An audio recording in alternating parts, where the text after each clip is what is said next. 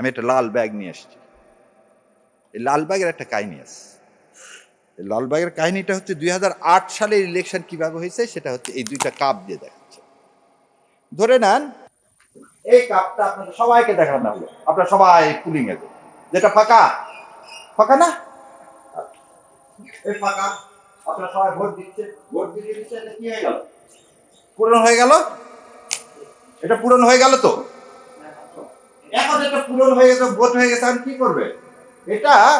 Sorry ভাই, উনি ধরেন প্রিজাইডিং অফিসার, ওনার রুমে জমা দিলাম, ওনার কাছ থেকে আরেকটা ফাঁকা নিয়ে এসে আপনাদেরকে দেখায় এখন দিলাম। ওইখানে পুলিং অফিসারও নাই, পুলিশও নাই। উনি যদি এর মধ্যে এখন 5,000 ভোট ঢুকায় কি হবে? এটা কেন বললাম দেখেন, 2001 সালে বিএনপি সিট পাইছিল 193টা, ভোট পাইছিল 2,28,00,000। আর আওয়ামী লীগ সিট পাইছিল 62টা, ভোট পাইছিল 2,23,00,000। আবার শোনেন, বিএনপি ভোট পাইল কত? 2,28,00,000, সিট পাইল কত? 193টা। আর আওয়ামী লীগ পাইল 2,23,00,000, সিট পাইল কত? 62টা। 5 লাখ ভোটের ব্যবধানে সিটের ব্যবধান কত? ডবলেরও বেশি। 5 লাখ এখন 300 আসনে ভাগ দেন। 300 আসনে 5 লাখ যদি ভাগ দেন ভাই, 2,000 করে ভোট ওখানে উনি ঢুকায় দিলে কেউ জানবে না। জানবে? আপনি তো ওই মুখটা কাপড় দিয়ে পেঁচানো হয় কখন? যখন এটা ডিসি সাহেবের কাছে পাঠানো হয় গণনার পরে। এটা তো আমি গণনার আগে ওনার কাছে দিলাম। কই ইলেকশন কমিশন এটা নিয়ে? এটা তো আমরা বারবার চিৎকার করে বলছি। তার যে রুলস করছে সেই রুলসের মধ্যে এটা নাই, যেটা এমন একটা ওপেন জায়গায় রাখতে হবে, পুলিশ পাহারায় রাখতে হবে, যাতে ওখানে কেউ আর টাচ করতে না পারে। শস্যের মধ্যে ভূত দিয়ে আমাকে বলতেছে নিরপেক্ষ নির্বাচন করবে। তার মানে ওখানে যে বসছে সে কিন্তু একটা এজেন্ডা নিয়ে বসছে। সেই এজেন্ডাটা কি জানেন? আচ্ছা, কে জিতবে বলে আমি মনে ভাবতেছি। আমি ভাবতেছি জামাত জিতবে, অতএব বিএনপির প্রতি আমি কি করব? বৈষম্য করব। আমি যদি ভাবি না, তারেক রহমান ফিরে আসছে, এখন হই হই কার, উনিই চলে যাচ্ছেন ক্ষমতায়, আমি ওনার বিরুদ্ধে মানে নিরপেক্ষতার আচরণ করে পরে আমি খাগড়াছড়ি ট্রান্সফার হব। One of the presiding officer আমাকে এই কথা বলছে, ভাই আপনি এই কাজ করলেন কেন? বলে আমার বাচ্চারা সব পরে ঢাকায়, ভাই আপনি কি ভাবছেন বিএনপি ক্ষমতায় আসতেছে, আমাকে তো খাগড়াছড়ি পাঠায় দেবে। তার মানে এই 36শে জুলাইয়ের যে মানসিকতা, আমাদের বিপ্লবের যে মানসিকতা, আমাদের রক্তের যে মানসিকতা, ওনার ট্রান্সফারের কাছে এর কোনো মূল্য নাই। আপনি মানসিকতা পরিবর্তন করতে পারেনি, এদেরকে ধাক্কা দিয়ে ফেলে দেওয়া উচিত ছিল সেদিন। এই ব্যর্থতার জন্য আজকে এই প্রতি মুহূর্তে এখনো মানুষের মধ্যে সংশয়, ইলেকশন হবে কি হবে না। আপনি কাউকে 10টা পুলিশ দিবেন, কাউকে একটা দিবেন না, তা হবে না, তা হবে না। আর যদি এটা করেন তাহলে বোঝা যাচ্ছে আপনার নিয়ত কিন্তু পরিষ্কার না। আসেন, আর একটা জিনিস হচ্ছে, প্রিজাইডিং অফিসারের হাতে আছে নমিনেশন পেপার বাতিল। সারা দেশে মহা উৎসবের মতো পার্টিকুলার কিছু দলের, আর একটা দলের একজনেরও বাতিল করলেন না। কি মেসেজ পাওয়া গেল? একটা দলের একটা নমিনেশনও আপনি বাতিল করেননি, বাকি সমস্ত দলের করছেন। কেন? আপনি রিটার্নিং অফিসারের একটুকুন সাহস হলো না বলার, আপনি 15 বছর পর দেশে আসলেন, আপনি ওখানে কি ইয়াতে ছিলেন? এক্সপ্লানেশন চাবেন না? আপনি চান। তার মানে প্রশাসন নিরপেক্ষ না। তাহলে এটাও আমি মাথায় ঢুকালাম।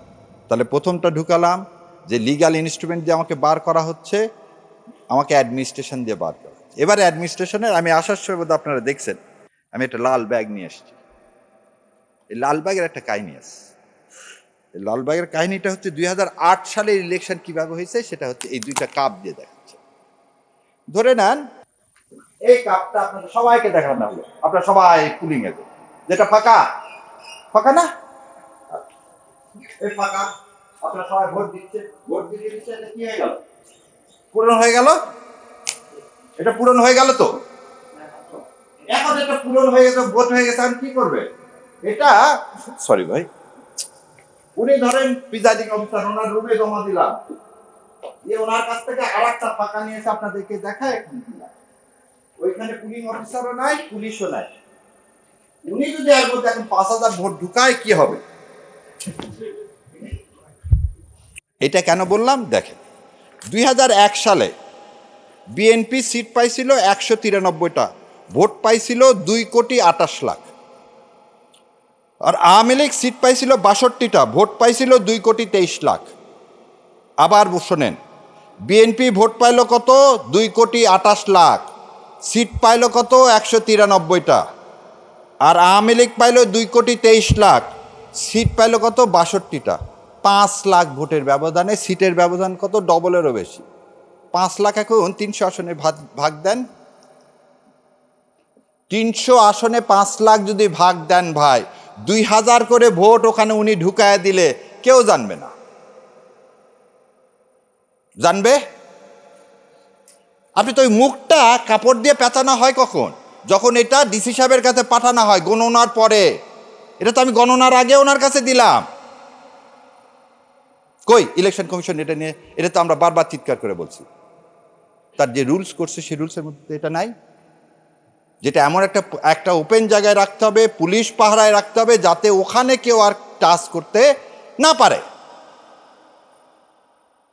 শস্যের মধ্যে ভূত দিয়ে আমাকে বলতেছে নিরপেক্ষ নির্বাচন করবে। এবারে আসেন, তাহলে 2টা গেল, অ্যাডমিনিস্ট্রেশন দেখালাম, একদম পুরাটাই দেখালাম। এবার আসেন পলিটিক্যাল ইঞ্জিনিয়ারিং। আজকে আপনি যদি নমিনেশন গত 3 বার দেওয়া হয়েছে বেশিরভাগ ব্যবসায়িকদের, কেন ব্যবসায়িককে দেওয়া হবে?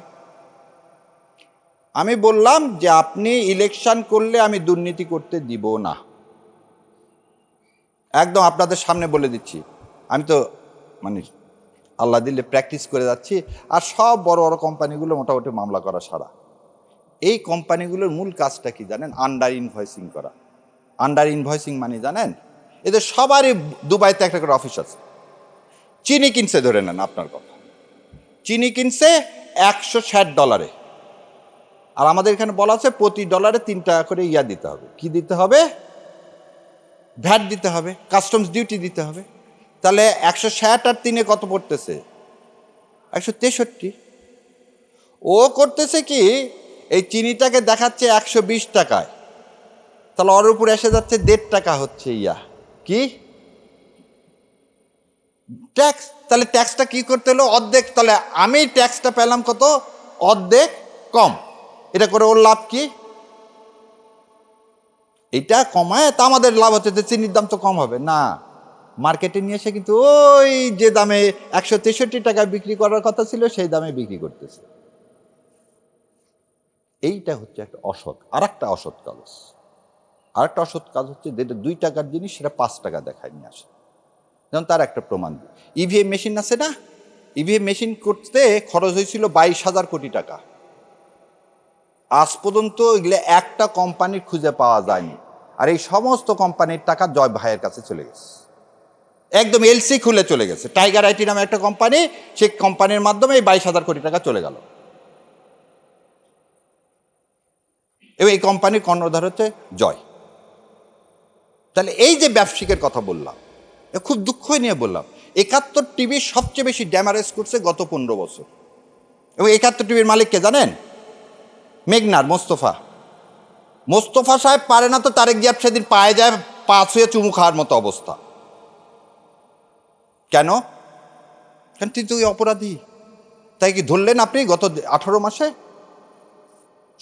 সে যখন আপনার ইলেকশনে টাকা ঢালবে, যখন আপনার সাথে দেখা করবে, তখন কি খাস নিয়তে আসবে? খাস নিয়তে আসবে না। তাহলে যে লোক টাকা ঢালবে সে টাকা তো আপনাকে বন্ধ করতে হবে, সেই টাকা বন্ধ করতে হবে। এই টাকাটা বন্ধ করা যাবে কি? এই যে আপনাদের আয়োজন। অতএব ওই আগে একটা অ্যাডভার্টাইজমেন্ট দেখাতো, ভোটের আগে স্প্রাইট খাওয়াইছে, ভোট থেকে ফিরে এসে এমনি নর্মাল পানি খাওয়াইছে। তো ভোটের আগে যদি স্প্রাইট খেতে যাও তাহলে কিন্তু তোমাকে রক্ত চুষে খাবে, ওই যে টিচার হিসাবে অ্যাপয়েন্টমেন্ট দিয়ে যে ঘুষ খাবে, কারণ তুমি এইটাই তো ভোটের আগে ঘুষ খাইলা। তাহলে আমাকে কি জনমত তৈরি করতে হবে যে লোক টাকা ঢালবে তাকে বর্জন করতে হবে, যে ব্যবসায়িক টাকা ঢালবে তাকে বর্জন করতে হবে, যে দেশকে অন করে না, দেশের শত্রু গণশত্রু, এটার তালিকা করে ব্যবসায়িকদেরকে এবং প্রশাসনে যারা আছে সেই তালিকা ঝুলায় দিতে হবে। তবেই না ইনশাল্লাহ এদেশে ওনারা কোনো খারাপ কাজ করার সুযোগ পাবে না।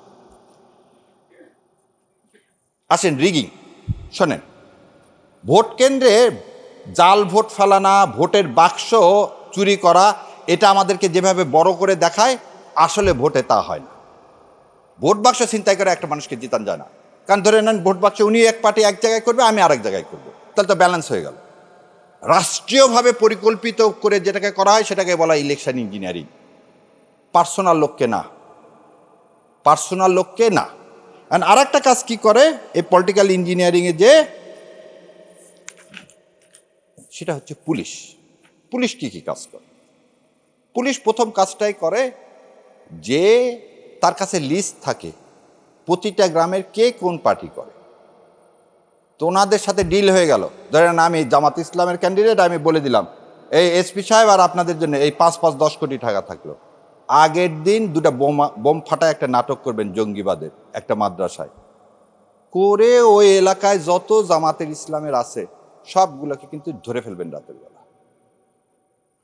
না হলে আরেকটা কাজ করলাম কি, ঠিক আছে একটা কাজ করেন, আপনারা যে কোনো একটা হিন্দু পাড়ায় আক্রমণ করেন, এইটা সমস্ত মাদ্রাসাদেরকে কি করেন, ছেলেপেলেকে আটকায় ফেলেন।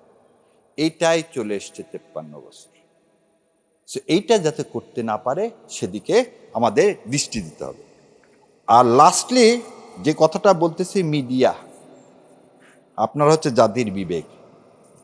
আপনারা যদি এই জিনিসগুলোকে প্রান্তিক মানুষের কাছে পৌঁছে না দেন, তাহলে মানুষের পক্ষে, ভোটের পক্ষে, জুলাইয়ের সনদের পক্ষে মতামত তৈরি করা কঠিন হয়ে যাবে।